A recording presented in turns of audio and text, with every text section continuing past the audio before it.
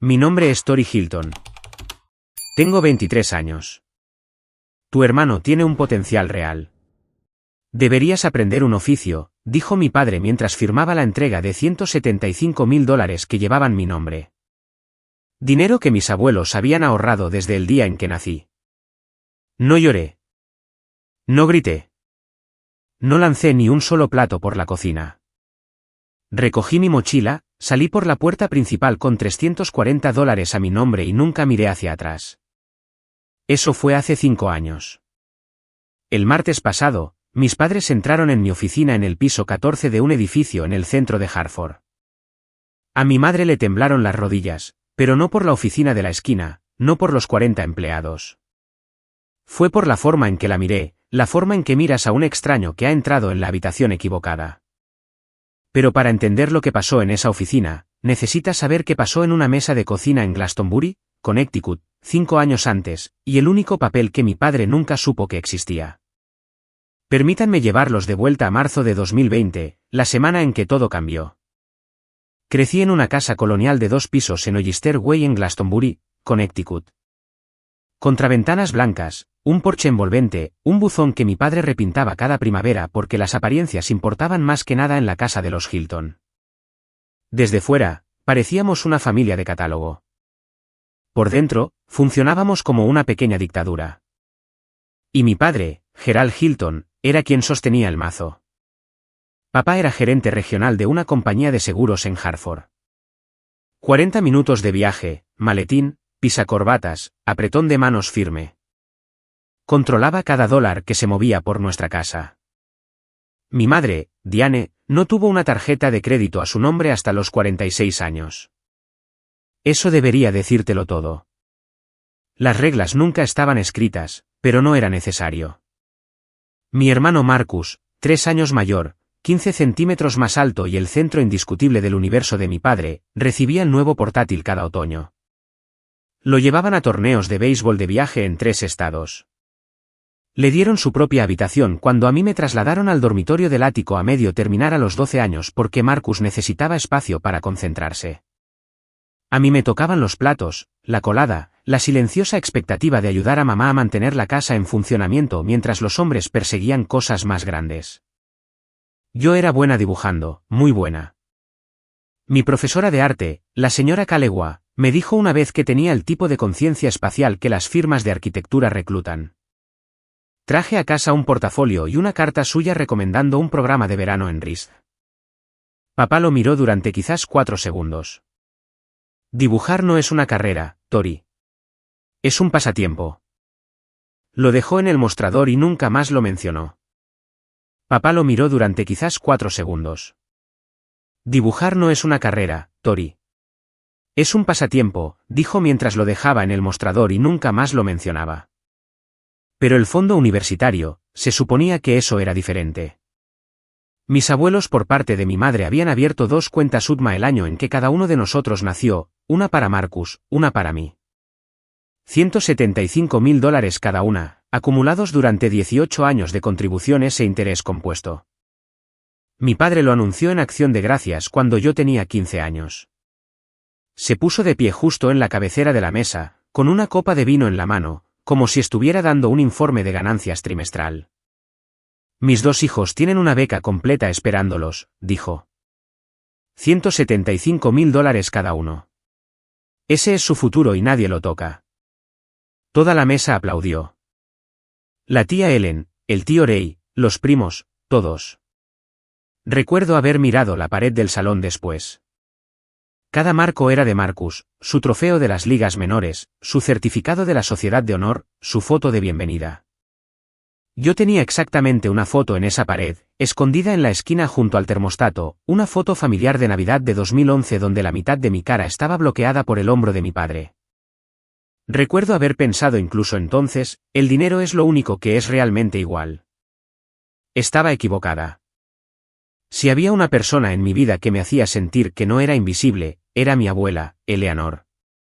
Había sido costurera durante 40 años, dirigía una pequeña tienda de arreglos en su garaje en Bakersfield hasta que sus manos se pusieron demasiado rígidas para sostener la aguja recta. Tenía esta forma de mirarte mientras hablabas, como si fueras la única emisión en televisión. Nadie más en mi familia hacía eso. No conmigo, de todos modos. La abuela Eleanor fue quien me enseñó a dibujar. No el dibujo de la escuela de arte, el tipo práctico. Ella extendía un patrón en su mesa de corte, y yo lo trazaba a mano alzada mientras ella lo sujetaba con alfileres. Tus manos y tu cabeza, Tori, solía decir, nadie puede embargarlas. Murió la primavera en que cumplí 16 años. Cáncer de ovario, rápido y despiadado.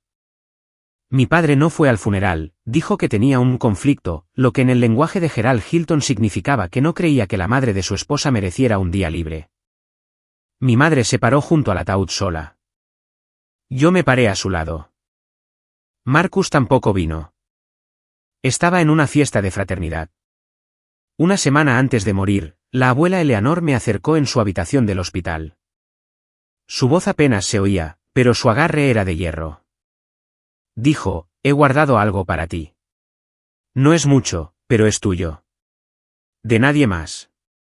Un hombre llamado Richard King te encontrará cuando estés lista. Pensé que estaba hablando de joyas, o quizás de una colcha en la que había estado trabajando. Tenía 16 años. No sabía que era un fideicomiso. Después del funeral, encontré una pequeña caja de madera que me había dejado. Dentro estaba su costurero, una cinta métrica desgastada y suave en los bordes, y un papel doblado con un nombre y un número de teléfono, Richard King, Esquire. Metí ese papel en mi cartera detrás de mi identificación escolar, y no volví a pensar en él. No durante 2 años. Marcus volvió a casa de la universidad del otoño de mi último año de secundaria como un hombre que acababa de descubrir la religión, excepto que su evangelio era el dinero y su profeta era el mismo. Llevaba 3 años en Yukon para entonces. Su promedio de calificaciones estaba en algún lugar alrededor de un 2.3, lo que solo sabía porque lo había oído discutir con la oficina de registro por teléfono una noche. Pero según él en la mesa de la cena, estaba haciendo contactos, construyendo una marca personal y sentando las bases para algo grande. Mi padre se lo tragó como si fuera la comunión. Un sábado por la mañana a principios de marzo, Marcus apareció en casa con una chaqueta que nunca le había visto. Banana Republic. La etiqueta del precio todavía colgaba de la costura interior como si quisiera que alguien se diera cuenta. Tenía una impresión en una carpeta de plástico, quizás 8 páginas, a doble espacio. Lo llamó su plan de negocios. Yo estaba en la cocina lavando los platos del desayuno cuando se sentó frente a papá en la mesa y comenzó su discurso. Necesitaba un MBA, dijo. Un programa de primer nivel, y luego capital inicial para una startup. Algo en consultoría digital, lo que sea que eso significara. Había hecho los números, dijo. Inversión total necesaria, aproximadamente $175.000. Cerré el grifo. Papá, dijo Marcus, reclinándose en su silla con el tobillo sobre la rodilla. Seamos realistas. Tienes 2 fondos de educación ahí. Necesito uno. Y Tori, quiero decir, ¿qué va a hacer ella con él? ¿Dibuja? Lo dijo de la manera en que se describe el pasatiempo de un niño. No cruel exactamente, simplemente despectivo, como si yo ni siquiera estuviera en la habitación, como si no estuviera a 3,5 metros con el agua de los platos corriéndome por los antebrazos. Y mi padre, el hombre que se había puesto de pie en acción de gracias y le había dicho a toda la familia que cada niño tenía $175.000 esperando, miró el plan de negocios de plástico de Marcus, asintió lentamente y dijo, puede que tengas razón. No me miró, ni una sola vez. Esperaron una semana entera para decírmelo, aunque sospecho que tuvo más que ver con el papeleo que con la cortesía. Era un domingo por la mañana.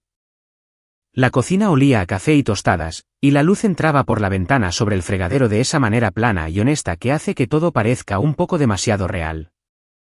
Mi padre estaba sentado a la cabecera de la mesa. Marcus estaba a su lado, con las piernas cruzadas, bebiendo de una de esas tazas de cerámica de gran tamaño que papá había comprado en Resterasen Hardware. $28 por una taza de café, pero Dios no quiera que yo pidiera un juego de lápices de colores de $10. Siéntate, Tori, dijo mi padre. Me senté. No se anduvo con rodeos. Gerald Hilton nunca se anduvo con rodeos. He tomado una decisión sobre las cuentas de educación. Tu hermano necesita el capital para su MBA.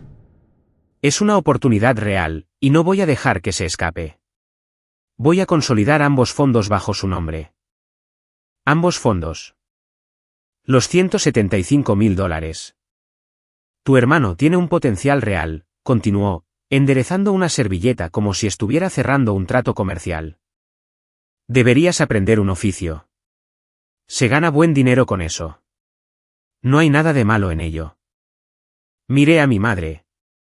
Diane Hilton estaba de pie junto al fregadero, con ambas manos en el borde del mostrador, de espaldas a medias. Miraba al suelo. No a mí, no a papá. Al azulejo, como si estuviera tratando de memorizar el patrón de la lechada. Mamá. Nada.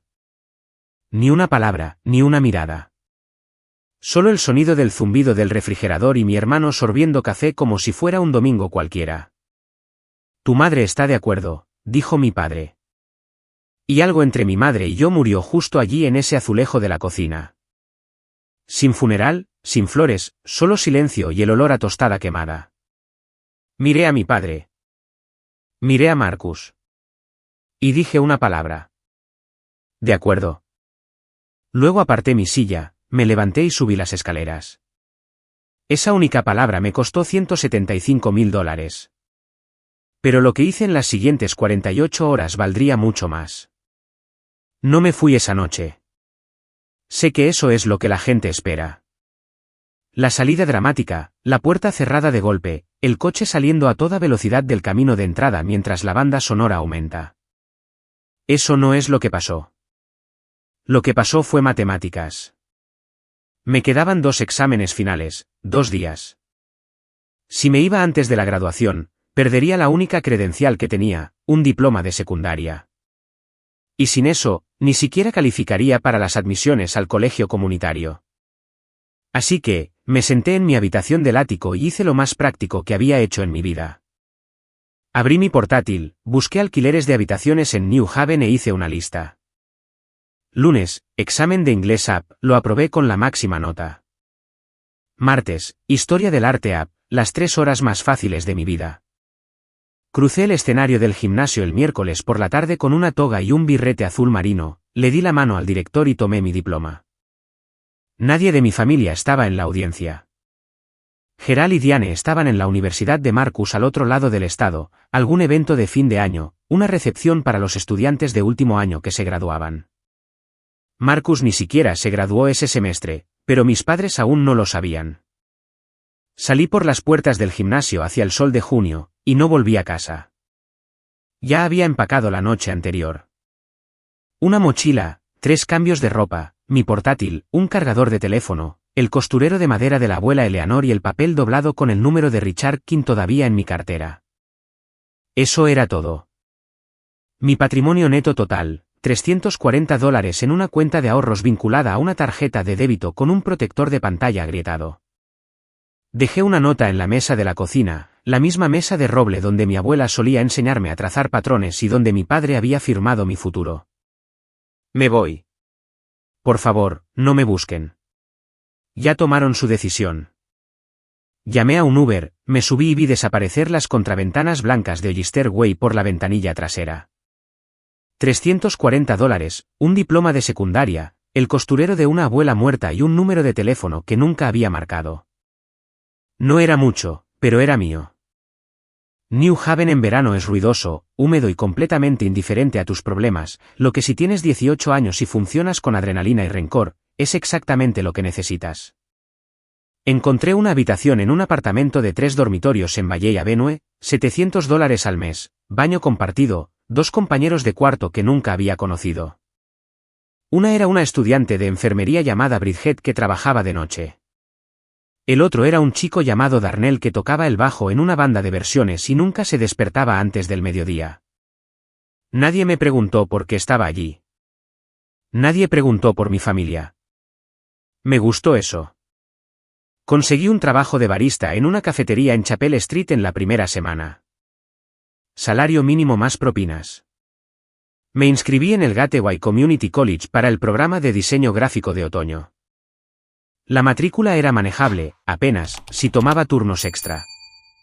Pasaron 2 semanas antes de que mi padre llamara.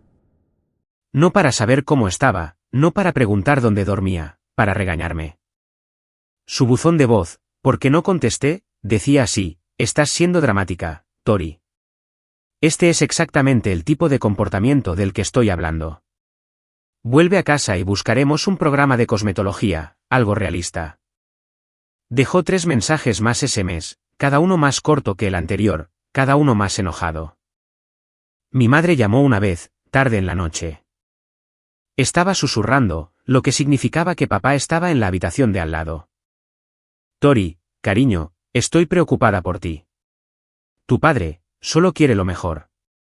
Por favor, vuelve a casa. Podemos resolver esto. ¿Resolver qué, mamá? Regaló mi dinero. Una pausa entonces. Tu padre sabe lo que es mejor, cariño. Solo vuelve a casa. Colgué. Y entendí con una claridad que se sentía como agua fría que mi madre nunca me iba a elegir. No porque no me amara, sino porque había pasado 25 años dejando que Gerald Hilton tomara todas las decisiones en su vida, y no sabía cómo parar. Esa fue la noche en que borré casa de mis contactos.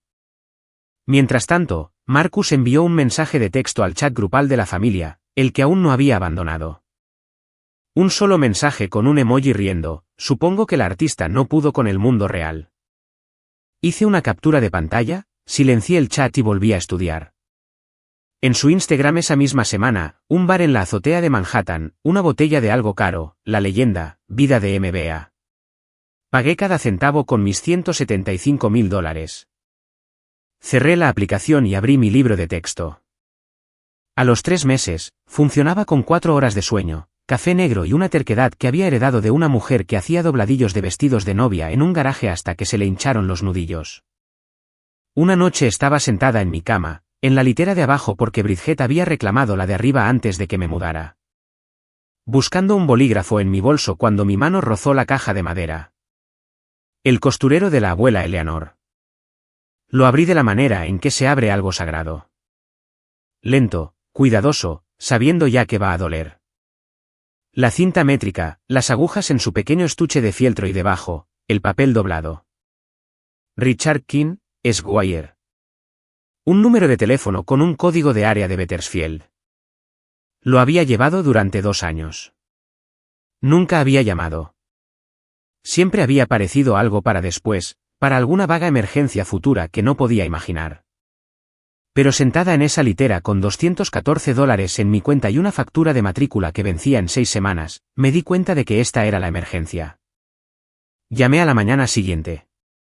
Richard King respondió al segundo timbre. Su voz era tranquila y sin prisas, el tipo de voz que desarrollas después de 40 años de leer documentos legales a familias en duelo. Dijo que había estado tratando de contactarme.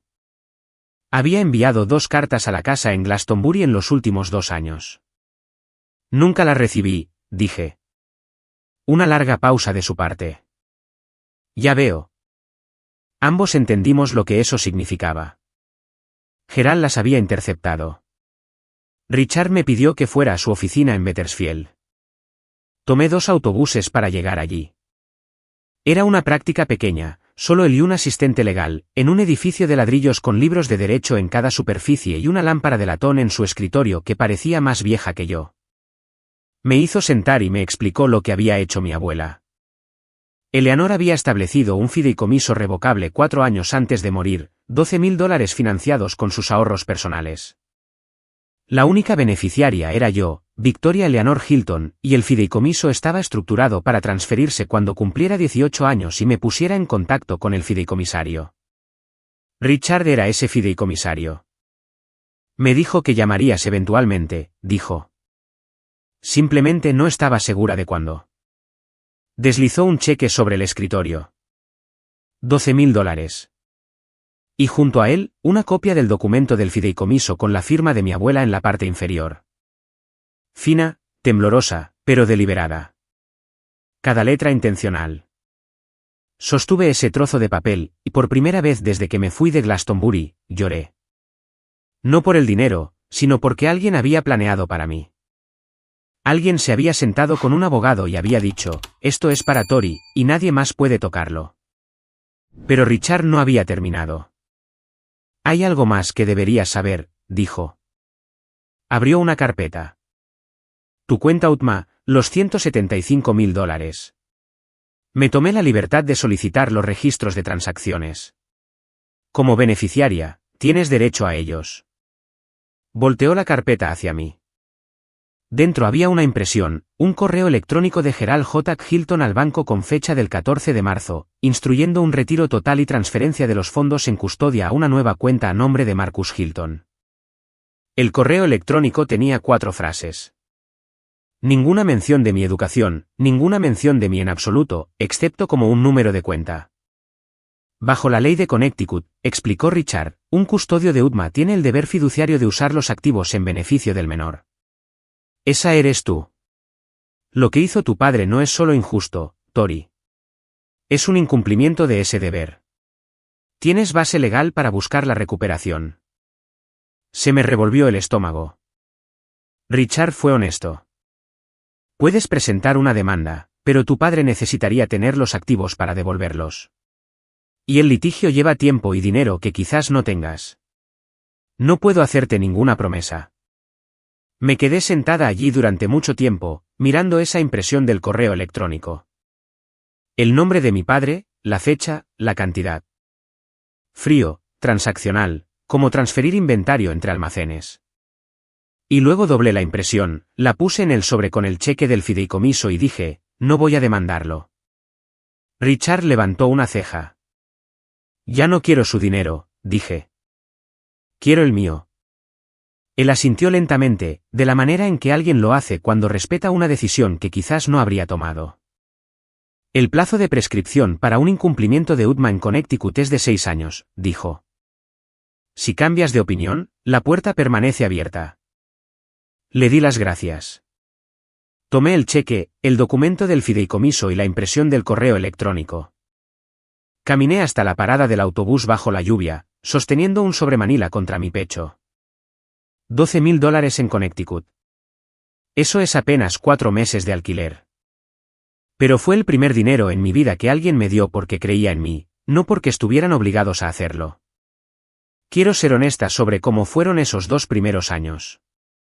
Porque creo que la gente se imagina una especie de montaje de película, música inspiradora, un lapso de tiempo de la chica en el escritorio, todo dorado y ascendente. No fue así. Fue poco glamuroso y agotador. Y hubo semanas en las que lo único que me mantuvo en marcha fue el miedo a demostrar que mi padre tenía razón. Utilicé los $12.000 estratégicamente. La matrícula en Gateway para un año completo ascendió a poco menos de $4.000. Compré un iMac reacondicionado y una licencia de estudiante para Adobe Creative Suite. El resto lo racioné como agua en un desierto, brechas de alquiler, pasajes de autobús, la factura de la luz cuando Darnell olvidó su parte por 3er mes consecutivo. Me gradué de Gateway con un promedio de 3.94, la mejor de la promoción de diseño gráfico. Eso me valió una beca de transferencia a la Universidad de Hartford. No una beca completa, pero suficiente para cubrir el 70% de la matrícula. Reuní el resto con un trabajo de medio tiempo en el campus y trabajos de diseño de logotipos freelance que encontré en Upwork, $10 la hora, a veces menos. Fue durante mi primer semestre en UARK que entré a una entrevista para una pasantía en un estudio y conocí a Maggie Owens. Maggie era la directora creativa de una pequeña firma de diseño de interiores en Hartford. 12 empleados, en su mayoría clientes residenciales, nada ostentoso. Tenía unos 40 años, con gafas de lectura permanentemente posadas en la cabeza y la costumbre de decir exactamente lo que pensaba, lo que en un mundo lleno de Gerald Hiltons era lo más refrescante que había encontrado. Hojeó mi portafolio en silencio durante lo que parecieron 10 minutos. Luego levantó la vista y dijo, ¿quién te entrenó? Mi abuela y YouTube. Casi sonrió. Tu trabajo espacial es crudo, pero es excepcional. No digo eso a menudo. Me ofreció la pasantía.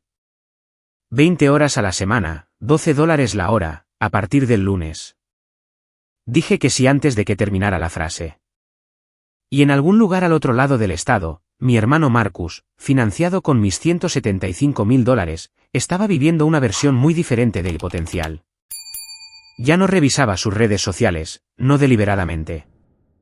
Pero Bridget seguía a algún conocido en común y las cosas se filtraban. Marcus había abandonado su programa de MBA después de un año, simplemente renunció, tomó los fondos restantes y se dedicó a una startup, algo vago de consultoría digital que, por lo que pude ver, consistía principalmente en un escritorio compartido en WeWork y un perfil de LinkedIn lleno de palabras de moda. Alquiló un BMW Serie 3, alquiló un apartamento compartido en Murray Hill, publicó fotos desde bares en azoteas con leyendas como "Construyendo el imperio, una conexión a la vez". Mi padre, mientras tanto, le decía a cualquiera que quisiera escuchar: "Mi hijo es un empresario en Nueva York".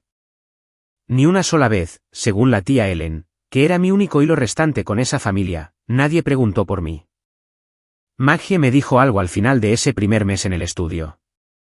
Estábamos limpiando después de la presentación de un cliente, enrollando planos, apilando muestras de tela, y se detuvo, me miró de la manera en que solía hacerlo mi abuela, y dijo: "No sé de qué estás huyendo, Tori, pero sea lo que sea, sigue corriendo.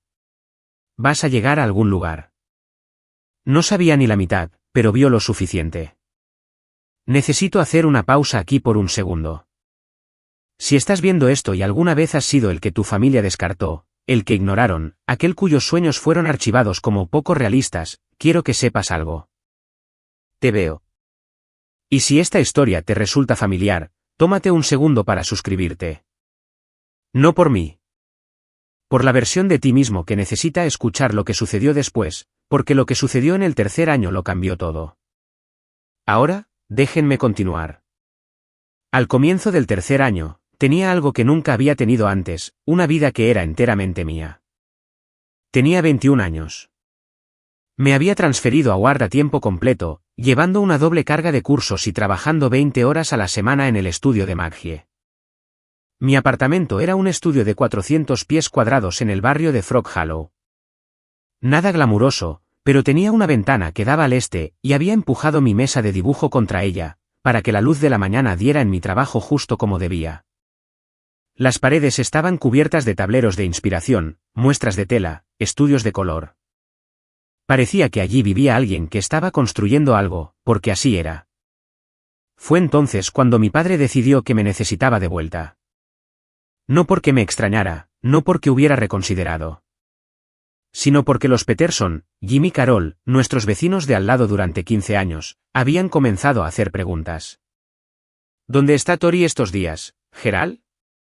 No la he visto en la iglesia en años. ¿Está bien? Mi padre no podía tolerar preguntas para las que no tuviera respuestas pulidas. Una hija que había desaparecido era una grieta en la fachada, y Gerald Hilton no admitía grietas. La llamada llegó a través de mi madre, por supuesto. La voz de Diane era débil, ensayada. A tu padre le gustaría que vinieras a casa para Acción de Gracias.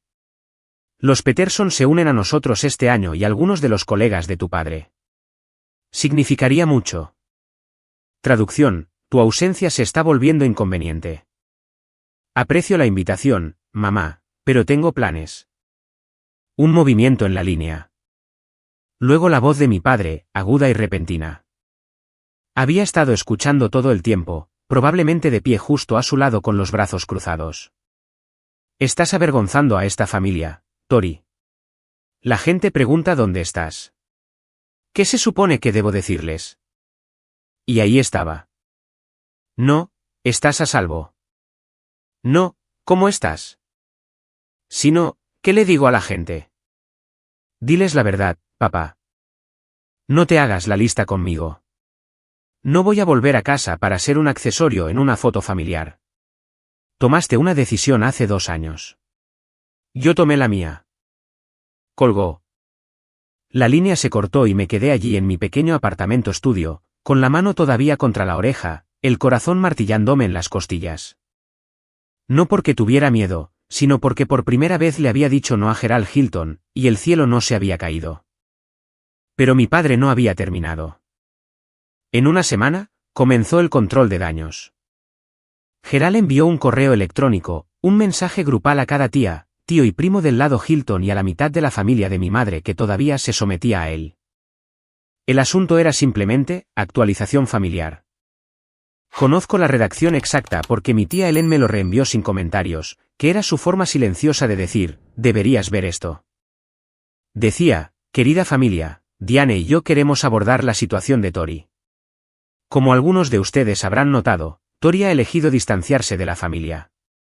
Hemos hecho todo lo posible por apoyarla y mantener la puerta abierta, pero ella se ha negado.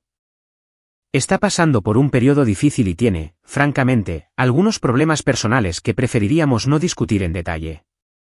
Les pedimos su comprensión y sus oraciones durante este tiempo. Problemas personales. Así lo llamó. No, le quité su fondo universitario. No, le dije que aprendiera un oficio mientras financiaba el estilo de vida de su hermano. Problemas personales. El tipo de lenguaje vago y cargado que permite a la gente llenar el espacio en blanco que haga que el narrador se vea mejor. Drogas, enfermedad mental, un novio, una crisis nerviosa. Elige lo que quieras. Las llamadas comenzaron en unos días. La prima Rebecca envió un mensaje de texto, rezando por ti, chica. El tío Ray dejó un mensaje de voz sobre reconciliarse con Dios. Y la tía Helen, la única con el sentido común para indagar, me llamó directamente. Cariño, ¿estás bien? Tu padre dice que estás pasando por un mal momento.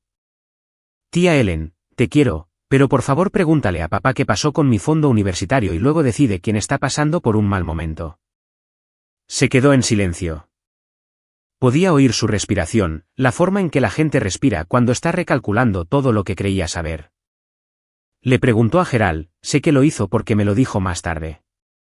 Su respuesta fue, eso es entre mis hijos y yo. ¿Qué es lo que dice la gente cuando la respuesta los hace quedar mal?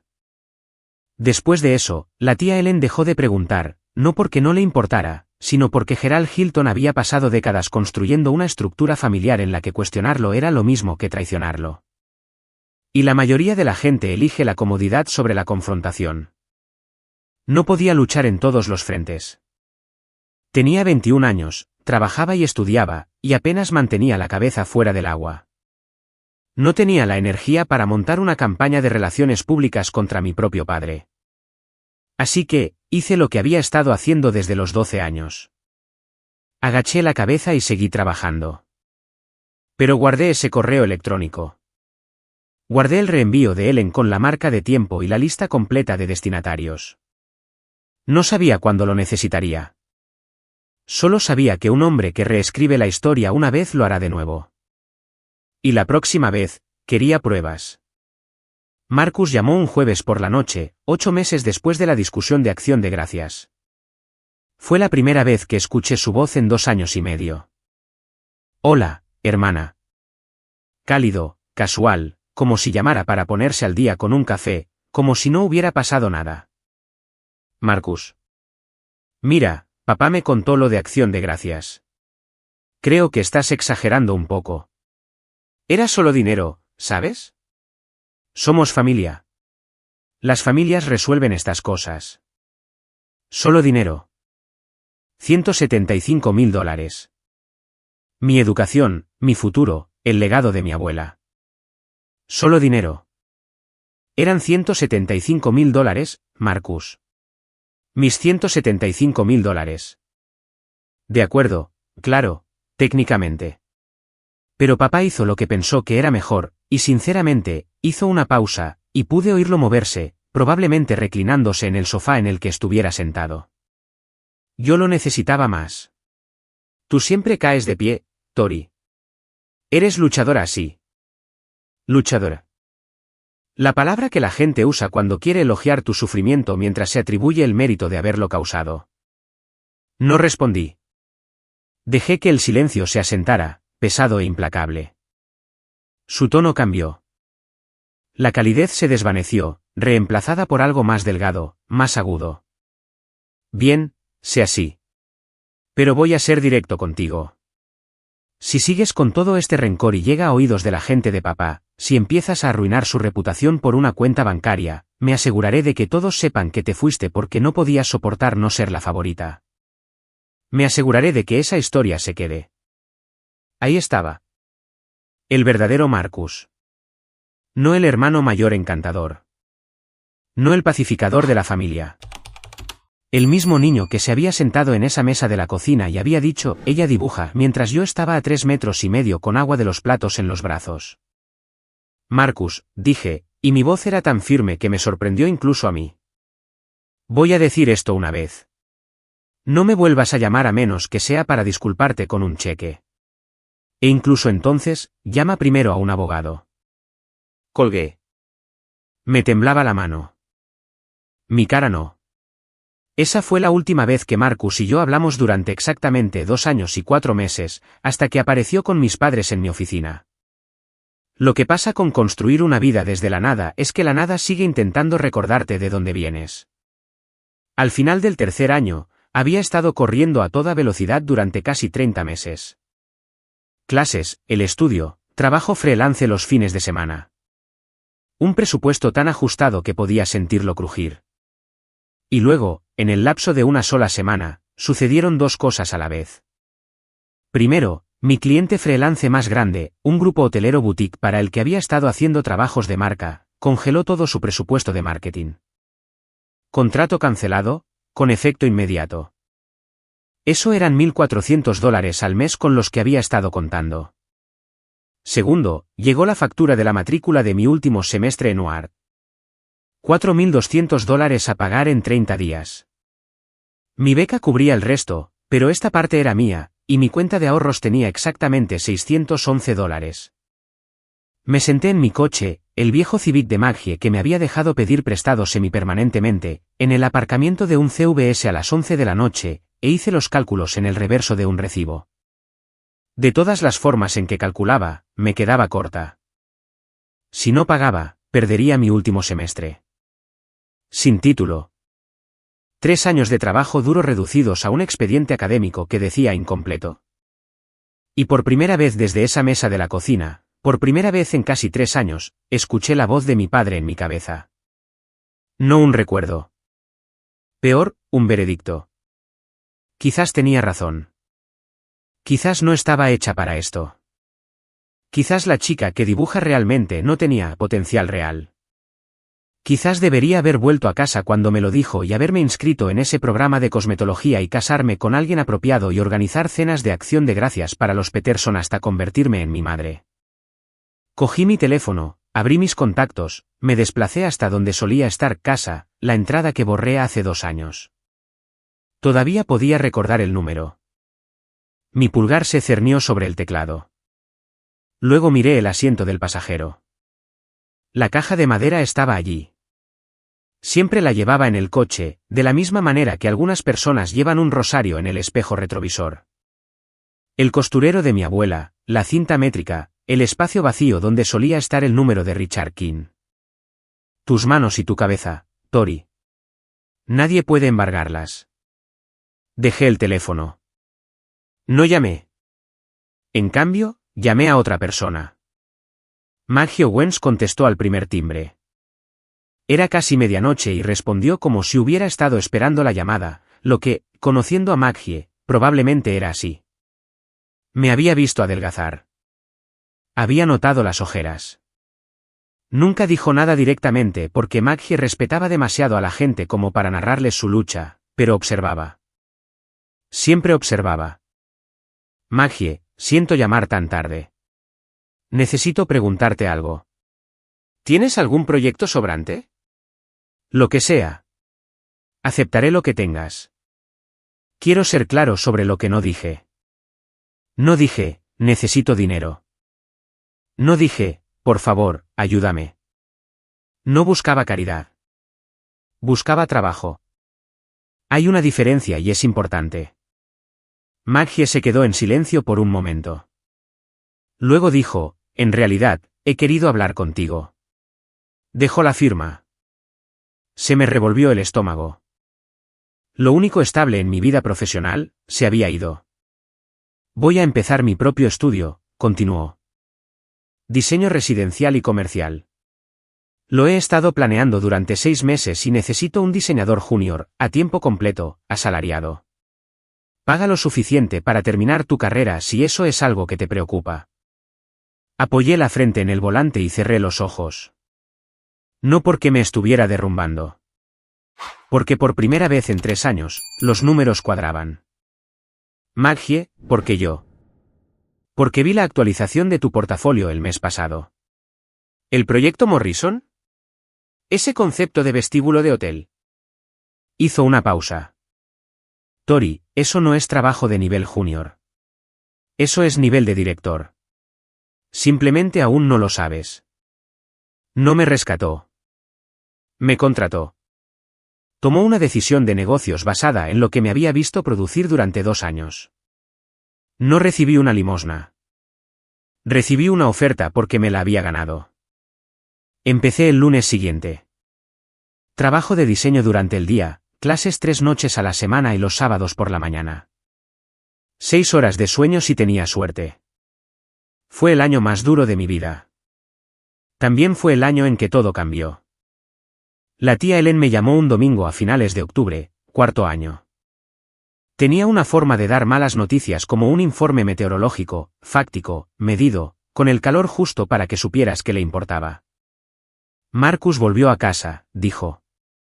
Estaba en mi mesa de dibujo esbozando alzados para un proyecto de restaurante. Dejé el lápiz. Su startup no funcionó, continuó Helen. Fuera lo que fuera, nunca entendí lo que hacía realmente. Se acabó. El BMW fue embargado el mes pasado. Ha vuelto a su antigua habitación en Glastonbury. No sentí triunfo. Quiero ser honesta sobre eso.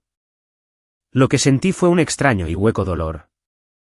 El tipo de dolor que sientes cuando algo que predijiste finalmente sucede y te das cuenta de que habías estado esperando estar equivocada. ¿Y papá? Helen suspiró. Tu padre refinanció la casa, sacó de sus ahorros para la jubilación, invirtió otros 30, quizás 40.000, en Marcus para que se recuperara. Tu madre empezó a trabajar de cajera en el Stop y Shop de Hebron Avenue. El primer trabajo que ha tenido desde antes de que nacieras. Mi madre, Diane Hilton, escaneando comestibles a los 51 años porque su marido había invertido cada dólar que la familia tenía en un hijo que no podía mantener un trabajo, no podía terminar una carrera y no podía decir la verdad sobre ninguna de las dos cosas. ¿Papá habla de mí?, pregunté. No sé por qué lo pregunté. Creo que una parte de ti nunca deja de ser la niña en la mesa de la cocina mirando a su padre y esperando. No, cariño, dijo Helen con delicadeza. Le dice a la gente que Marcus se está reagrupando, que el mercado cambiará. No te menciona en absoluto. Cogí mi lápiz y volví al trabajo. Mientras mi padre veía cómo se llevaban su inversión del camino de entrada, yo firmaba mi primer contrato de arrendamiento. No para un apartamento, para una oficina. Me gradué de la Universidad de Hartford un sábado por la tarde de mayo. Magna cum laude, licenciatura en Bellas Artes en Diseño. El auditorio estaba lleno de familias. Madres con ramos de flores, padres sosteniendo teléfonos para grabar la caminata, hermanos pequeños retorciéndose en sillas plegables. La mía estaba vacía. Mi fila en la sección de invitados tenía 2 asientos reservados bajo Hilton, ambos sin reclamar. Maggie se sentó en la tercera fila. Llevaba una chaqueta azul marino y sus gafas de lectura en la cabeza. Y cuando llamaron mi nombre, Victoria Eleanor Hilton, magna cum laude, se puso de pie y aplaudió como si estuviera tratando de llenar el silencio que mi familia había dejado atrás. Fue suficiente. 6 meses después, Maggie y yo lo hicimos oficial. Habíamos estado construyendo hacia ello todo el año. Su lista de clientes crecía más rápido de lo que podía manejar sola, y el trabajo que yo producía había comenzado a atraer sus propias referencias. Me sentó en el estudio una noche después de que el último empleado se fuera y dijo, quiero tu nombre en la puerta. Estudio de diseño Wency Hilton. Ya había hecho redactar el acuerdo de asociación. 51% Maggie, 49% yo. Justo, dado que ella aportaba el capital y la reputación en la industria. Yo aporté mi portafolio, mis relaciones con los clientes y $8.000 que había ahorrado en los últimos 18 meses. Firmamos ante un notario un martes. En 6 meses, habíamos superado el estudio original, contratado a 3 empleados, luego a 7, luego a 12. Maggie se encargaba de los clientes residenciales de alto nivel. Yo creé una rama de consultoría, espacios corporativos, conceptos de restaurantes, hoteles boutique bajo el nombre de Hilton Creative Consulting, anidada bajo nuestro paraguas compartido. El día que vi mi apellido en una puerta de cristal que yo poseía, no heredada, no prestada, no regalada, me quedé allí 5 minutos completos. No para admirarlo, para creerlo. Quinto año. Tenía 23 años y mi vida no se parecía en nada a lo que nadie en esa casa de Oyster Way había predicho para mí. Owens y Hilton se había mudado al edificio Godwin, una torre de oficinas de antes de la guerra en el centro de Hartford, renovada de arriba abajo. El tipo de dirección que hace que la gente te tome en serio antes de que hayas abierto la boca. Ocupamos todo el piso 14. 40 empleados, oficinas con paredes de cristal, un laboratorio de diseño, una sala de presentación para clientes con una mesa de nogal para 12 personas. Nuestros ingresos se habían triplicado en 18 meses. Habíamos conseguido contratos con cadenas de hoteles boutique en toda Nueva Inglaterra, 2 grupos de restaurantes y el rediseño de un campus corporativo para una empresa de seguros en Stamford. Mi oficina de la esquina tenía vistas al río Connecticut. En el escritorio de roble, sólido, pesado, del tipo de mueble que se compra una vez y se conserva para siempre, había 2 cosas, una fotografía enmarcada de mi abuela, Eleanor, y la caja de costura de madera, con la tapa abierta, la cinta métrica todavía enrollada dentro. Ninguna otra foto familiar, ni una. Luego, a principios de enero, recibí un correo electrónico del Hartford Business Journal. Estaban lanzando sus premios anuales, 30 menores de 30, que reconocen a jóvenes líderes empresariales de todo el estado. Me habían nominado. La ceremonia de gala estaba programada para marzo en el Centro de Convenciones de Connecticut. 300 asistentes, cobertura mediática, el tipo de visibilidad que mi padre habría matado por que Marcus tuviera. Leí el correo electrónico 3 veces. Luego llamé a Maggie. Te lo mereces, dijo. No te atrevas a rechazarlo. No lo hice. Acepté, envié la confirmación de asistencia y comencé a redactar mi discurso. Planeaba agradecer a Maggie, a mis profesores de Ward y Gateway, y a la mujer que me dio mis primeros $12,000 y mi primera lección de creer. Lo que no planeé, lo que no podría haber predicho, fue que el Hartford Business Journal publica los perfiles de sus nominados en línea 2 semanas antes de la gala con fotografías y nombres completos, y que Glastonbury, Connecticut, está a solo 22 millas del centro de Hartford. Fue Bob Peterson quien encendió la mecha. Bob, el hijo de Jimmy Carroll, nuestro antiguo vecino de al lado, el niño que solía lanzar un balón de fútbol con Marcus en el patio trasero, se había mudado a Hartford después de la universidad y trabajaba en bienes raíces comerciales. Vio el artículo del HBJ el día que se publicó. Vio el nombre. Vio la foto, el retrato profesional que me habían hecho para el sitio web de la empresa. Blazer, fondo limpio, el tipo de imagen que mi padre habría enmarcado en el salón si hubiera pertenecido a Marcus. Bob no lo pensó 2 veces. Le reenvió el enlace a su madre, Carol, con una nota: ¿no es esta la hija de los Hilton? Qué pequeño es el mundo. Carol Peterson le envió un mensaje de texto a Gerald esa misma noche. Felicidades, Gerald. Vi a Tori en el Hartford Business Journal. ¡Qué logro tan maravilloso! Debes estar muy orgulloso. Sé lo que pasó después porque la tía Ellen me lo contó meses más tarde, reconstruyéndolo a partir de lo que Diane había dejado escapar. Gerald abrió el enlace en el viejo iPad que guardaba en el mostrador de la cocina. Leyó el artículo en silencio. El perfil detallaba todo: cofundadora de Owens y Hilton, 40 empleados, clientes importantes, crecimiento de los ingresos, la nominación a 30 menores de 30. Había una cita de Maggie que me llamaba una de las diseñadoras espaciales más dotadas que he encontrado en 20 años. Gerald no dijo felicidades. No dijo que estaba orgulloso. Le dijo a Diane, que estaba de pie junto a la estufa: tuvo suerte. El diseño es una burbuja. No durará. Pero Diane, por primera vez en 25 años, no asintió. Gerald, dijo en voz baja, ella construyó eso sin un centavo de nosotros. Él no respondió.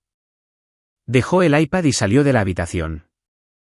Marcus estaba arriba en su antiguo dormitorio a los 26 años, rodeado de correos electrónicos de rechazo y $60.000 en deudas de tarjetas de crédito. Vio el artículo esa noche en su teléfono. Lo leyó 2 veces. Luego bajó las escaleras y dijo lo único honesto que creo que dijo ese año: deberíamos visitarla. Quizás pueda ayudar. El primer instinto de Gerald fue negarse. No iba a ir a mendigar a la oficina de su hija. La idea lo ofendía a nivel estructural. En el mundo de Gerald, los hijos acudían a los padres, no al revés. Pero Marcus sabía qué palanca mover. Papá, piénsalo. Si la gente se entera de que tu hija tiene tanto éxito y ni siquiera estás en contacto, eso se ve peor. Mucho peor que cualquier cosa que Tori pudiera decir. Tenía razón. Y ambos lo sabían. No se trataba de una reconexión. Se trataba de apariencias. Gerald necesitaba ser visto como el patriarca de una familia que incluía a una hija exitosa, no como el hombre cuya hija había tenido éxito a pesar de él. Acordaron conducir hasta Hartford.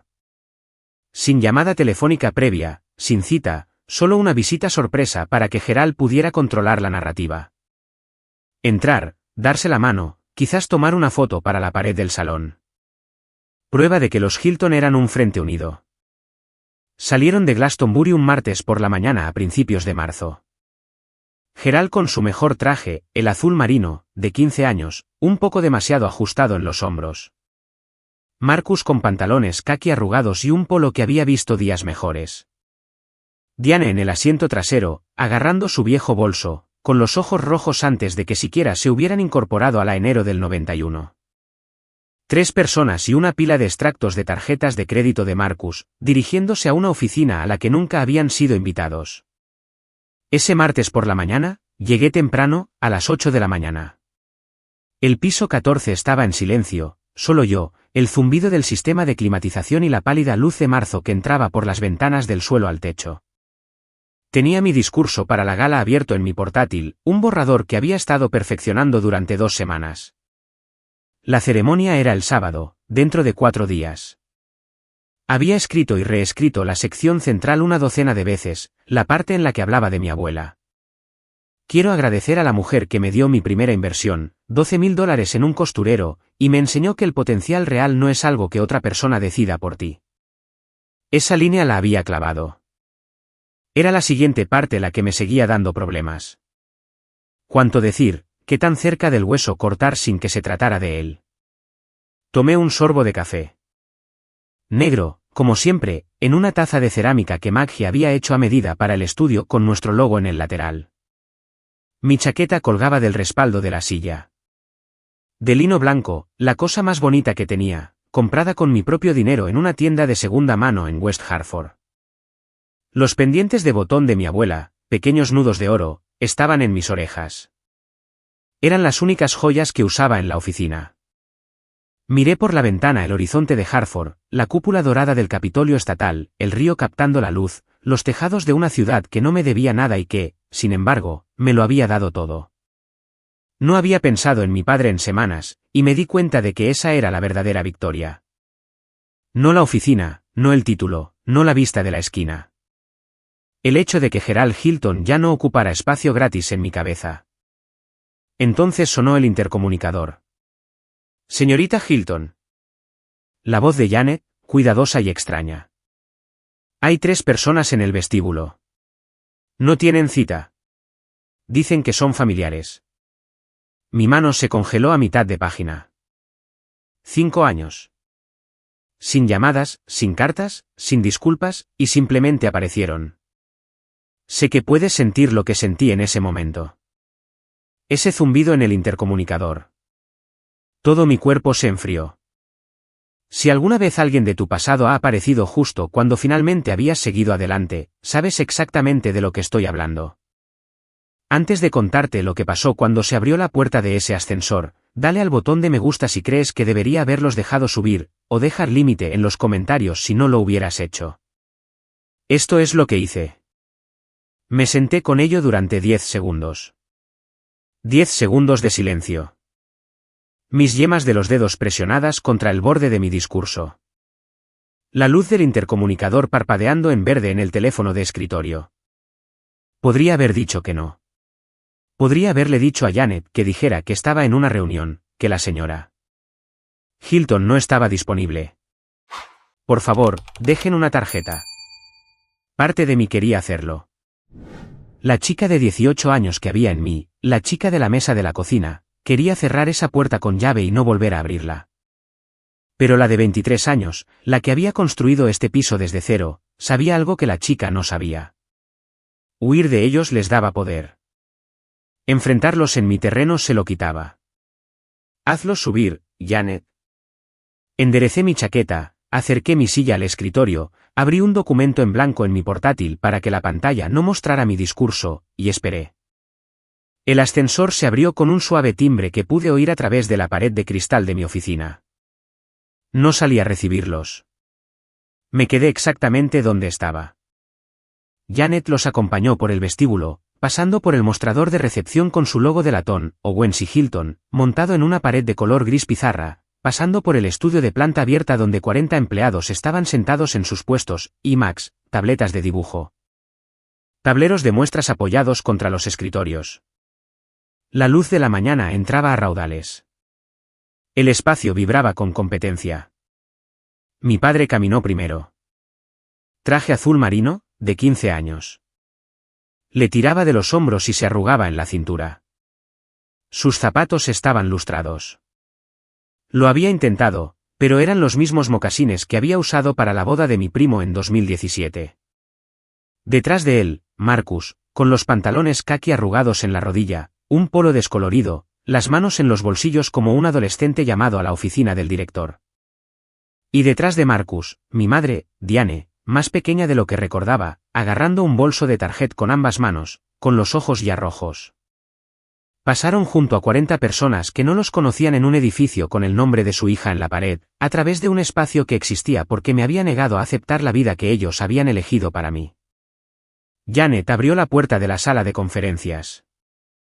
Paredes de cristal, mesa de nogal, 12 sillas, una pantalla de 85 pulgadas y una vista del centro de Hartford por la que se podría cobrar entrada. La señorita Hilton estará con ustedes en breve, dijo. Le di 2 minutos, no por ser mezquina, sino porque necesitaba respirar.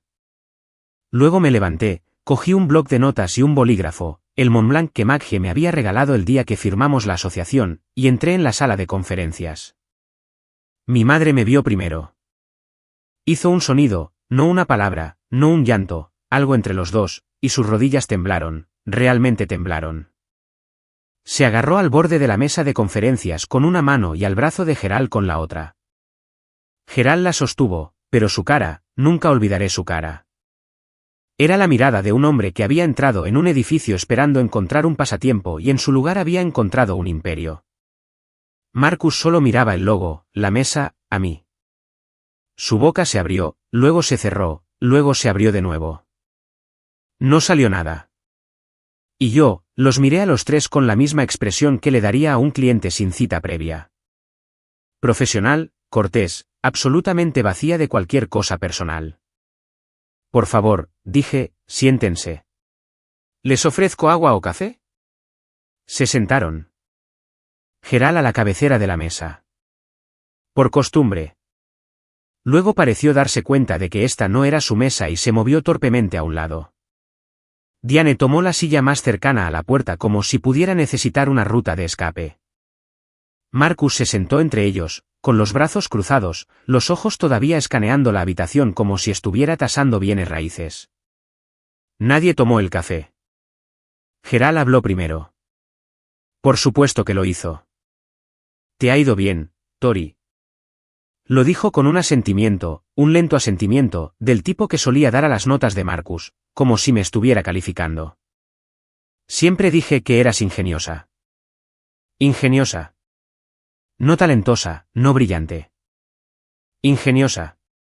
La palabra que usas para alguien que sobrevive a pesar de las probabilidades que le pusiste en contra.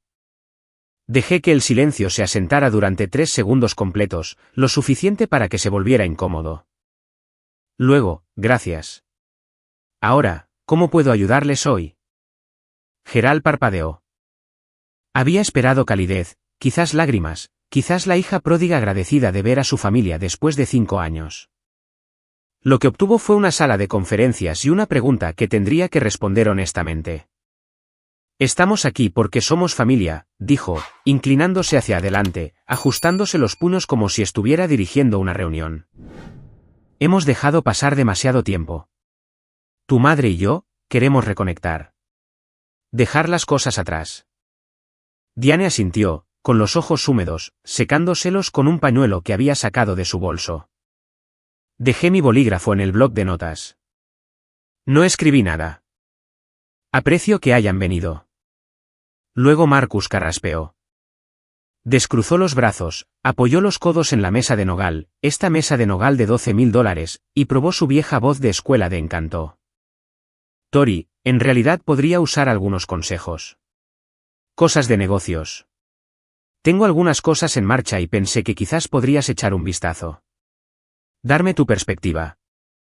Algunas cosas en marcha. $60,000 en deudas de tarjetas de crédito y una vieja habitación en Glastonbury era algunas cosas en marcha. Miré a mi hermano de la misma manera que Maggie miraba un concepto de diseño que no cumplía con los requisitos. Marcus, ¿eres un cliente? Frunció el ceño. ¿Qué? Si se trata de una consulta de negocios, haré que Janet te programe. Nuestra tarifa es de $350 la hora. La habitación se quedó muy quieta. La mandíbula de Gerald se tensó. Una vena que recordaba de la infancia, la que estaba sobre su sien izquierda, la que aparecía antes de que levantara la voz, latió una vez. Puse una tarjeta de visita sobre la mesa entre nosotros. Tori Hilton, cofundadora, estudio de diseño Wency Hilton. Número de teléfono, correo electrónico, sin escudo familiar, sin historia compartida, solo los hechos. Gerald miró la tarjeta.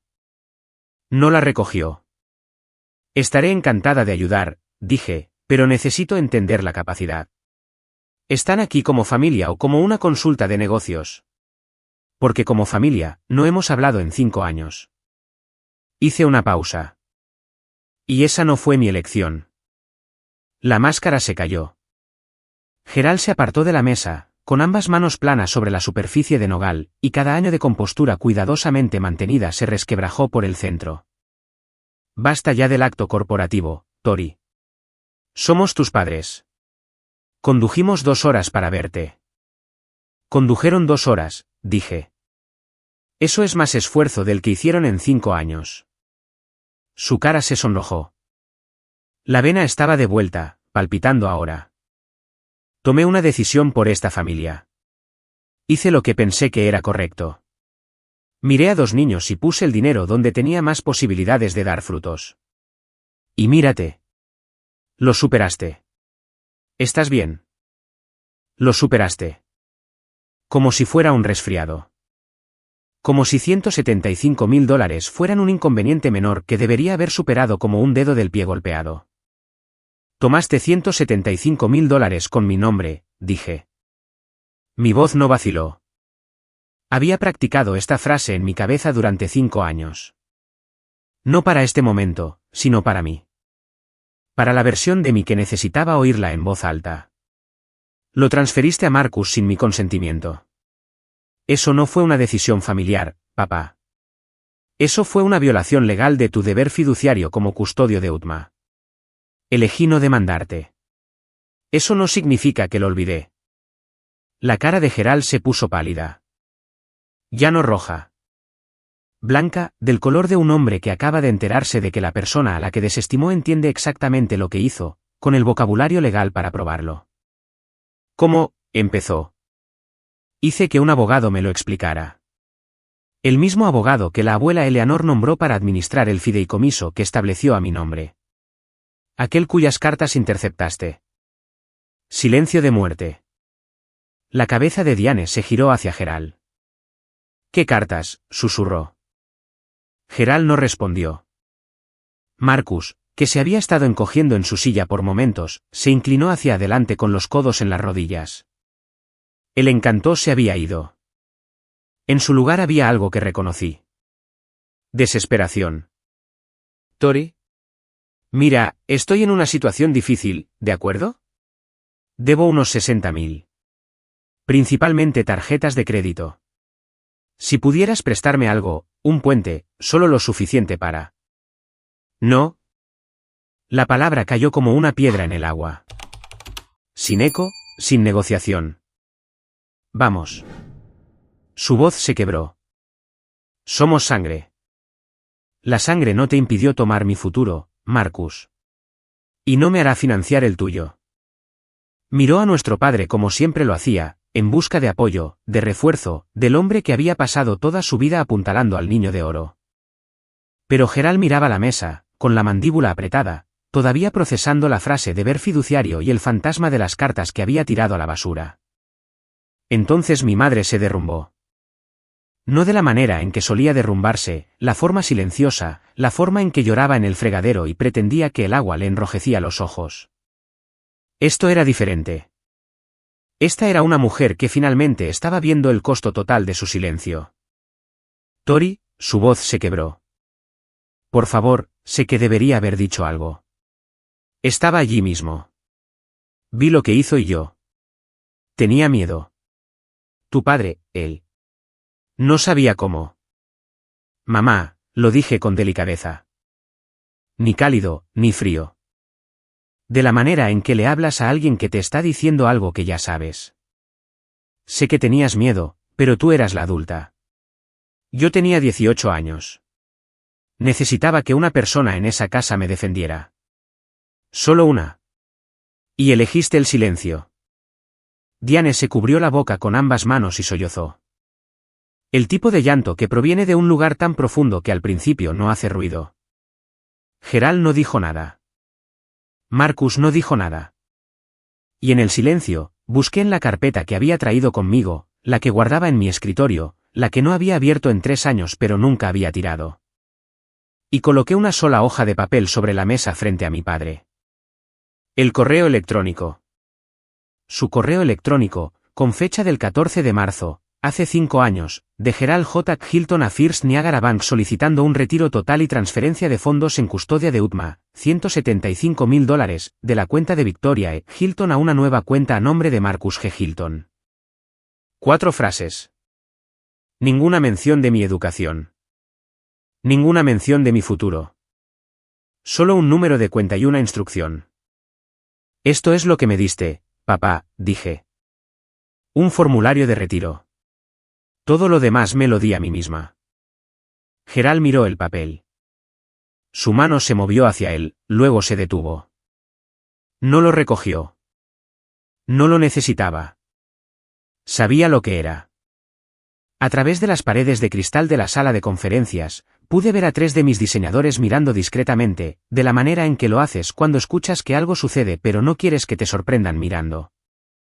Janet estaba en su escritorio, fingiendo escribir, sus ojos moviéndose hacia la puerta cada pocos segundos. 40 personas en este piso y ninguna de ellas conocía a las personas sentadas frente a mí. Ese era el punto. Mi familia no tenía poder aquí. No en este edificio. No en este piso. No en esta mesa. Gerald Hilton no era un hombre que gritara en público. Eso lo guardaba para las cocinas y las puertas cerradas. Así que se sentó allí con un traje que no le quedaba bien, en un edificio que no era suyo, mirando un trozo de papel que probaba lo que había hecho. Y no dijo nada, porque por primera vez en su vida no había nada que pudiera decir. Me levanté. No rápido, no dramático. De la manera en que te levantas cuando una reunión ha llegado a su conclusión natural y todos en la sala lo saben. Voy a ser honesta con los 3, dije. No los odio. Odiarlos significaría que todavía tienen poder sobre cómo me siento. No lo tienen. Los ojos de Gerald estaban en la mesa. Marcus se tocaba la costura de su polo. Diane había dejado de llorar, pero su respiración era irregular, y sostenía el pañuelo contra su pecho como una compresa. No le prestaré dinero a Marcus. No fingiré que somos una familia feliz para los Peterson, y no aceptaré una versión de esta historia en la que papá invirtió sabiamente y yo salí bien. Dejé que eso se asentara. Si alguna vez va a haber una relación entre nosotros, Comienza con 3 cosas, una disculpa genuina, no del tipo que comienza con, lamento que te sientas así. Responsabilidad por lo que me quitaron, no redirigido, no minimizado, no explicado. Y respeto por la persona en la que me convertí sin ustedes. Cogí mi bloc de notas y mi bolígrafo. Hasta entonces, Janet les mostrará la salida. Gerald se puso de pie. Su mandíbula se movía de la manera en que lo hace cuando un hombre tiene 100 cosas que decir y sabe que ninguna de ellas ayudará. Miró a su alrededor a través del cristal, más allá de las filas de diseñadores y gerentes de proyecto, al logotipo en la pared del fondo, al horizonte más allá de las ventanas. Estaba midiendo algo. La distancia entre lo que había imaginado para su familia y lo que realmente había sucedido. No se disculpó. Se abrochó la chaqueta del traje, el botón del medio, el equivocado, de la manera en que alguien lo hace cuando no está pensando, y caminó hacia la puerta. Marcus lo siguió, con la cabeza gacha, las manos de nuevo en los bolsillos. No me miró. Diane fue la última en levantarse. Se movió lentamente, sosteniéndose de la silla para mantener el equilibrio. Me miró, realmente me miró, de la manera en que no lo había hecho desde que yo era una niña, y dijo en voz muy baja, tu abuela estaría orgullosa. Algo en mi pecho se quebró, solo un poco. No lo suficiente como para cambiar nada, lo suficiente como para sentir. Lo sé, dije.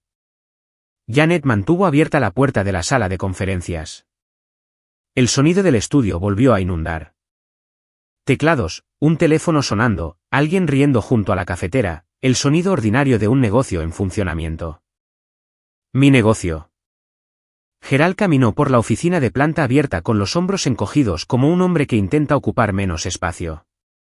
El traje azul marino, demasiado ajustado, demasiado viejo, demasiado pequeño para la habitación, se movía entre filas de iMacs y escritorios de pie y fotos de proyectos enmarcadas, y ni una sola persona levantó la vista. No porque fueran groseros, sino porque él no era nadie aquí.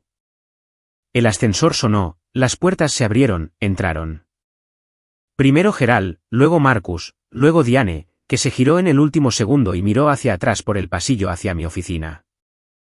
Yo ya estaba caminando de regreso a mi escritorio. Las puertas se cerraron, y por primera vez en 5 años, me permití pensar el pensamiento que había mantenido a distancia desde los 18 años. Gané. No porque fuera rica. No porque tuviera la oficina más grande o el mejor traje o el logotipo en la pared.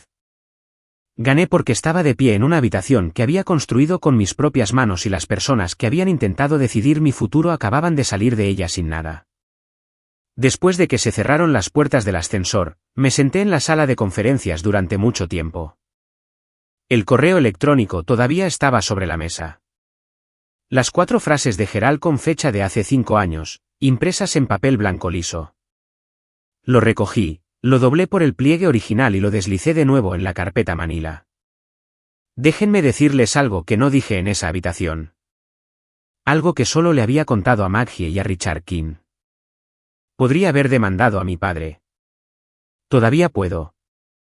Richard tenía el caso preparado para cuando yo tenía 21 años. Incumplimiento del deber fiduciario de la UTMA. Gerald retiró $175.000 de una cuenta en custodia designada para mi beneficio y lo redirigió a un tercero, mi hermano, para fines que no tenían nada que ver con mi educación, mi atención médica o mi bienestar. Bajo los estatutos generales de Connecticut, eso no es un área gris. Es blanco y negro. Un juez podría haber ordenado la restitución total más intereses más mis honorarios legales. Richard tenía los registros de retiro, la correspondencia bancaria, el correo electrónico que acabo de mostrarle a Gerald. Tenía el documento del fideicomiso de mi abuela que probaba que Gerald también había interceptado correo legal destinado a mí, un delito separado y demostrable. Tienes un caso sólido, me dijo Richard cuando tenía 22 años, sentado en su oficina con la carpeta abierta entre nosotros. Si quieres seguir adelante. Lo pensé durante 3 meses. Luego le dije que no. No porque hubiera perdonado a mi padre y no porque el dinero no importara. Fueron 3 cosas, y seré honesta sobre todas ellas. 1. Gerald estaba casi en la quiebra. Sus cuentas de jubilación estaban vacías, la casa estaba refinanciada y Marcus se lo había gastado todo. Ganar un juicio contra un hombre sin activos es solo un costoso trozo de papel. 2. No quería pasar los próximos 2 años de mi vida en los tribunales, reviviendo el peor día de mi vida frente a extraños. 3. Y esta es la que más importaba. No quería ser la mujer que construyó su vida en torno a $175.000. Quería ser la mujer que construyó su vida sin ellos. Guarda el expediente, le dije a Richard. El plazo de prescripción es de 6 años. Si alguna vez intenta reescribir esta historia públicamente, quiero pruebas. Richard asintió. Lo entendió. La carpeta fue a parar al cajón de mi escritorio, no como un arma, sino como un seguro. Los $175.000 dejaron de ser sobre dinero hace mucho tiempo. Se convirtieron en quien iba a ser, y decidí que iba a ser alguien que no los necesitaba. El sábado llegó más rápido de lo que tenía derecho. El centro de convenciones de Connecticut estaba iluminado como una catedral, ventanas del suelo al techo, candelabros del tamaño de mesas de comedor, 300 personas en vestimenta de negocios llenando un salón de baile que olía a lirios y ambición. El Hartford Business Journal se había esmerado, esculturas de hielo, un cuarteto de cuerda durante los cócteles, una pared mediática con el logotipo de 30 menores de 30 donde los nominados posaban para los fotógrafos. Me había comprado una chaqueta nueva para la ocasión, azul medianoche, a medida, lo más bonito que había tenido nunca. Los pendientes de botón de oro de mi abuela, un par de tacones con los que había practicado caminar durante una semana porque no iba a tropezar en la única noche que importaba. En el bolsillo interior de mi chaqueta, un trozo de papel amarillento y suave en los pliegues con un nombre y un número de teléfono escritos con la letra de una mujer muerta, Richard King, Esquire. Lo había llevado como otras personas llevan una moneda de la suerte. No porque creyera en la suerte, sino porque creía en la mujer que lo había escrito. Maggie estaba en la mesa del frente, radiante. Había traído a 3 de nuestros diseñadores senior como invitados. Janet también había venido, con un vestido que nunca le había visto, orgullosa como una gallina clueca. Me llamaron a las 8:47 de la tarde, Tori Hilton, cofundadora del estudio de diseño Owens y Hilton. Hartford Business Journal 30 menores de 30. El camino al escenario pareció más largo de lo que era. El foco me iluminó y la sala se convirtió en formas borrosas y cálidas y el sonido de los aplausos. Ajusté el micrófono y miré a 300 caras. Luego hablé. Hace 5 años, tenía $340 y un diploma de secundaria. Alguien en quien confiaba me dijo que debería aprender un oficio porque no tenía potencial real. Un murmullo recorrió la sala. Se equivocó sobre el potencial, pero tenía razón sobre el oficio. Aprendí el oficio de construir algo desde la nada, a partir de planos y plazos y clientes que necesitaban que alguien viera lo que ellos aún no podían ver. Hice una pausa, respiré hondo. Quiero agradecer a mi socia Maggie Owens, que no me rescató. Me contrató. Hay una diferencia. Quiero agradecer a mis profesores del Gateway Community College y de la Universidad de Hartford, que me trataron como si perteneciera allí antes de que yo misma lo creyera. Mi voz se estabilizó. Y quiero agradecer a la mujer que me dio mi primera inversión, $12.000 en un costurero, y me enseñó que tus manos y tu cabeza son las únicas cosas que nadie puede embargar. Mi abuela, Eleanor. Maggie estaba de pie, luego la mesa de al lado, luego la fila de atrás. Una ovación de pie que comenzó en el frente y se extendió por la sala como una ola. No lloré en el escenario. Lo guardé para más tarde. En una mesa cerca de la parte de atrás, alguien estaba grabando con su teléfono. Era la tía Ellen. Había venido. Le había enviado una invitación 3 semanas antes, el único miembro de la familia al que había contactado. Lloraba abiertamente, sin molestarse en secarse la cara, sosteniendo el teléfono firmemente con ambas manos. Le envió el vídeo a Diane esa noche. No nombré a mi padre. No nombré a Marcus. No tuve que hacerlo. Cualquiera que conociera la historia entendió cada palabra. Y los que no, solo escucharon a una joven que se había ganado su lugar. Eso fue suficiente. La carta llegó el jueves siguiente. Sin remitente, solo la dirección de mi oficina escrita a mano en un sobre blanco liso. La forma en que escribes cuando no estás seguro de que la persona del otro lado quiera saber de ti. Reconocí la letra de mi madre de inmediato. La T, en bucle de Tori, la ligera inclinación hacia la izquierda que había tenido desde que era niña, algo que su propia madre había intentado corregir y finalmente había abandonado. La abrí en mi escritorio después de que todos los demás se hubieran ido a casa. Querida Tori. Vi el vídeo que envió la tía Ellen. Lo vi 4 veces. Te escribo esto en la mesa de la cocina, la misma mesa, y no creo que pueda sentarme más aquí sin escuchar lo que dijiste en ese escenario. Te fallé. Necesito decir eso claramente porque he pasado 5 años evitándolo. Tu padre tomó la decisión, pero yo me quedé allí y dejé que sucediera. Tenía miedo. He tenido miedo durante 26 años. Miedo de su voz, miedo de equivocarme, miedo de que si hablaba, toda la estructura se derrumbaría. Así que, no dije nada mientras él se llevaba tu dinero, tu confianza y tu lugar en esta familia. Y me dije a mí misma que estaba manteniendo la paz. No era paz. Era cobardía. Lo sé ahora. No espero el perdón. No creo que me lo haya ganado. Pero necesito que lo sepas. Veo lo que hice. Veo en quién te has convertido, y he terminado de quedarme junto al fregadero con la boca cerrada. He contactado a un abogado de divorcios. Estoy buscando un apartamento. Por primera vez en 30 años, me estoy eligiendo a mí misma. Tú me enseñaste eso la noche que saliste por esa puerta. Solo desearía que no me hubiera llevado 5 años seguirte. Tu abuela estaría orgullosa de ti. Lo sé porque yo lo estoy. Mamá. Dejé la carta sobre el escritorio de roble junto a la foto enmarcada de la abuela Eleanor, y lloré. No el tipo de llanto que había tenido en la oficina de Richard King. Eso había sido dolor por el tiempo perdido, por el dinero, por un padre que nunca me vería con claridad.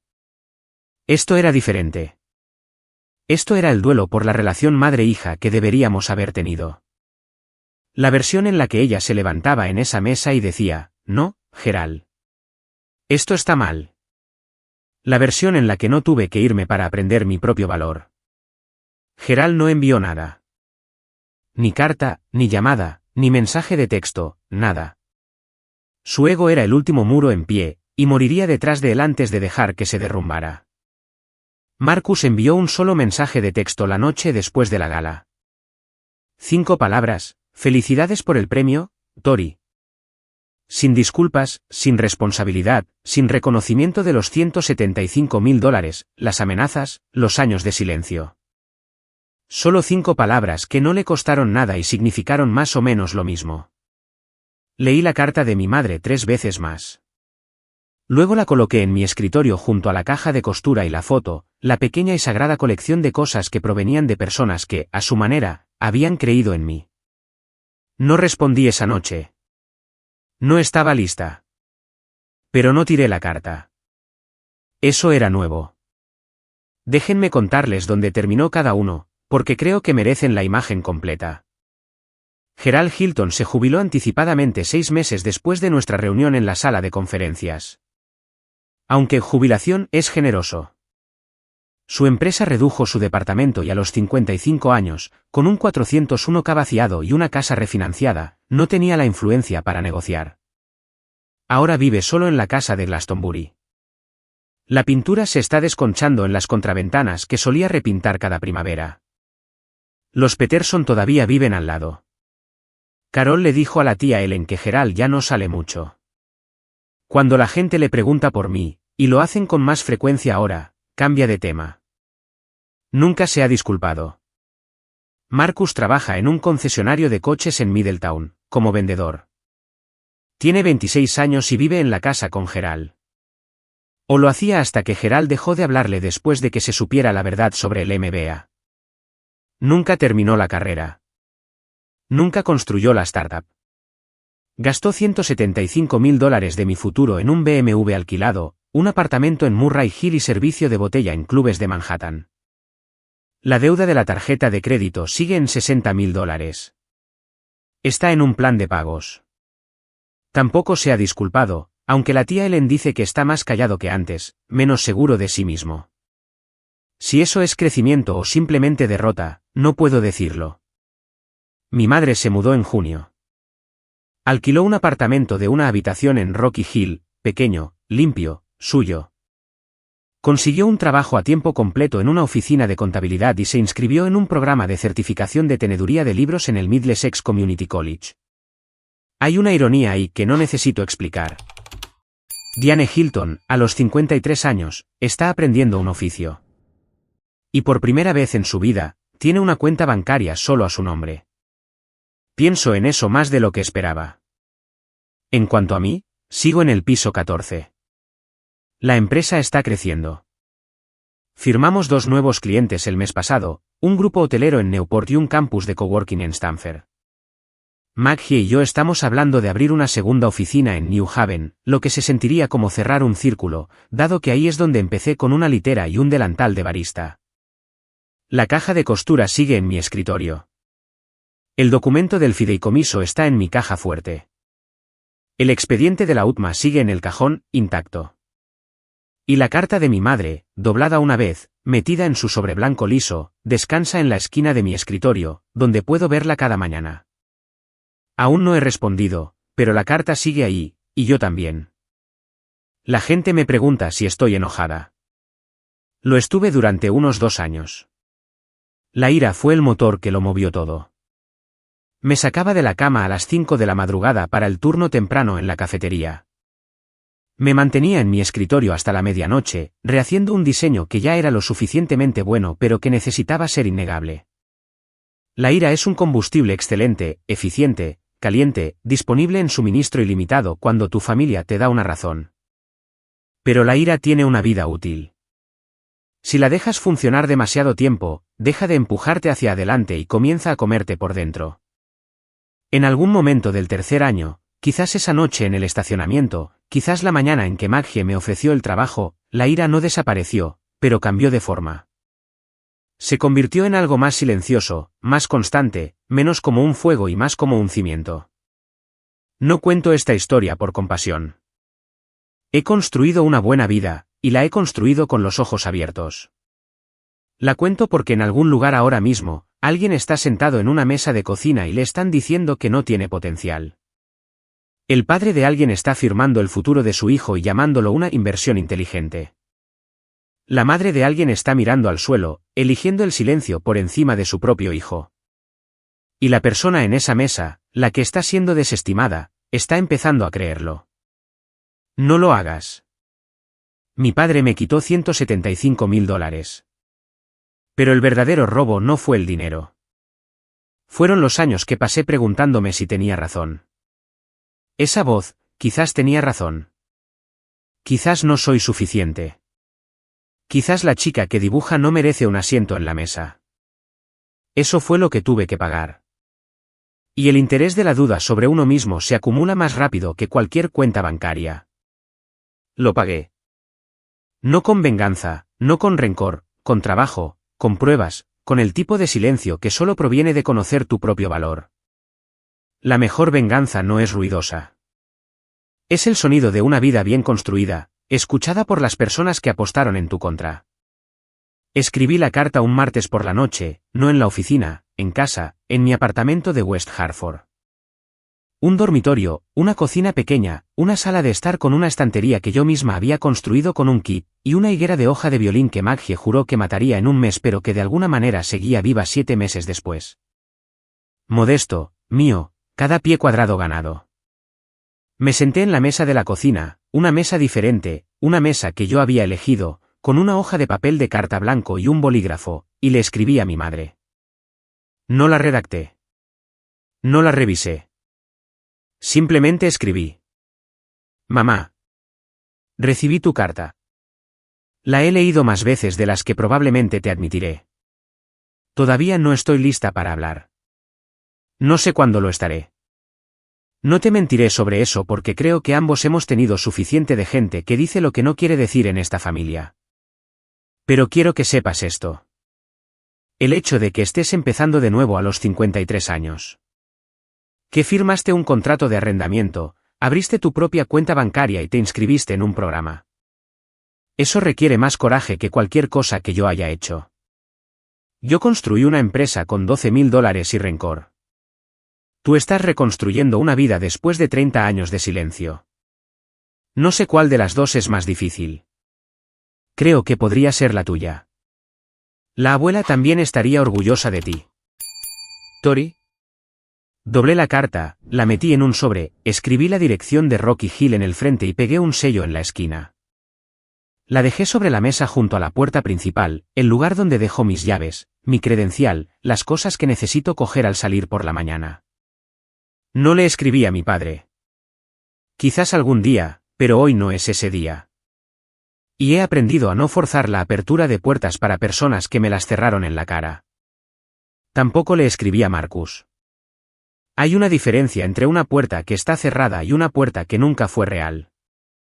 Marcus y yo nunca tuvimos una relación. Tuvimos un acuerdo y él siempre fue el que tenía las mejores cartas.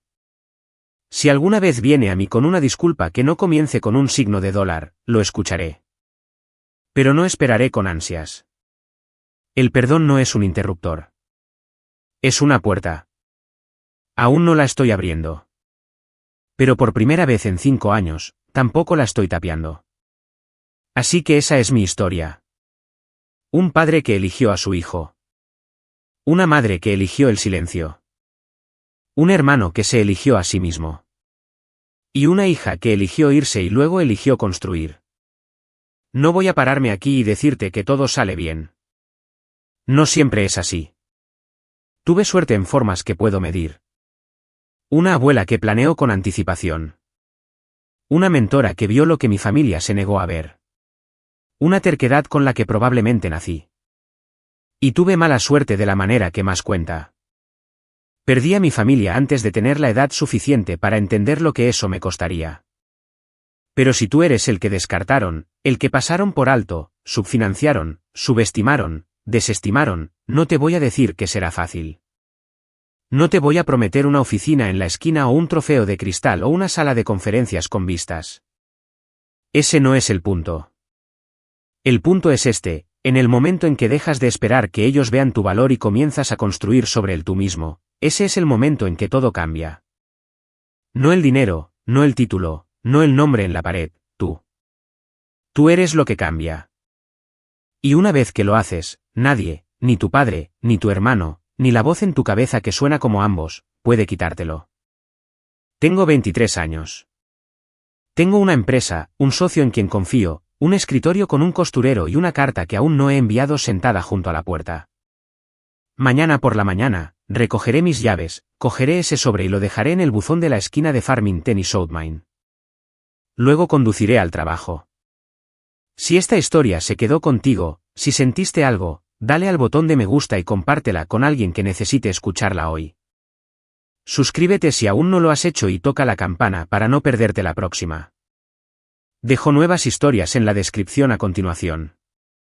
Ve a verlas después de esto. Y si tienes tu propia historia sobre ser descartado y volver más fuerte, quiero escucharla.